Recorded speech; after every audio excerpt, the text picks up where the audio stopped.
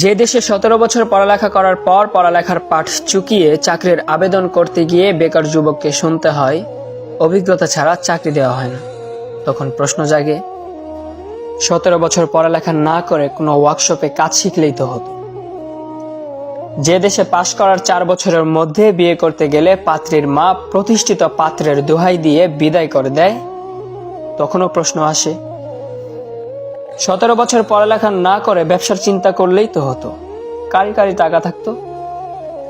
এ দেশে সার্টিফিকেট আর 2 টাকা পুরনো নোটের মধ্যে আদৌ কি কোনো পার্থক্য থাকছে?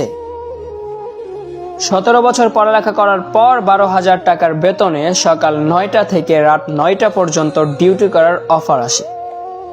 তাহলে নামের আগে গ্র্যাজুয়েট, ইঞ্জিনিয়ার এসবের কি দরকার? সিএনজি চালিয়েও তো 15,000-এর চেয়ে বেশি ইনকাম করা যায়।